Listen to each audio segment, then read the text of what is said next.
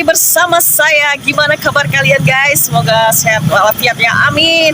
Oke guys, buat malam kali ini saya ada di Teluk Naga guys, di komplek, dan di sini banyak banget kulineran guys, banyak banget tuh.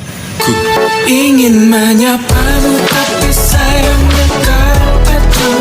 Ini malam hari ya guys, banyak banget kulineran dan saya mau coba beli pizza guys.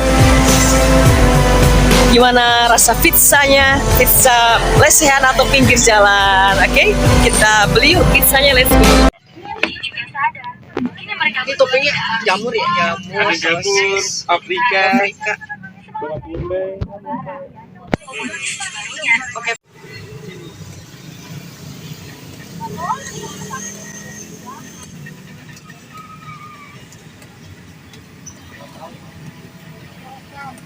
Bapak pernah kerja di pizza apa gimana Pak?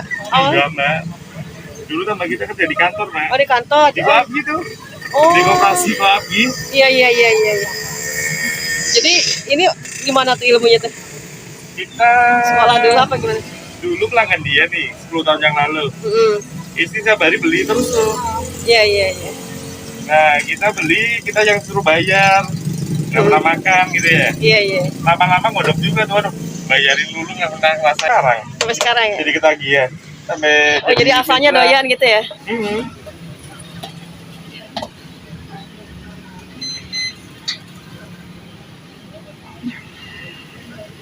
Tahu dari sini tadi siapa Kak kemarin?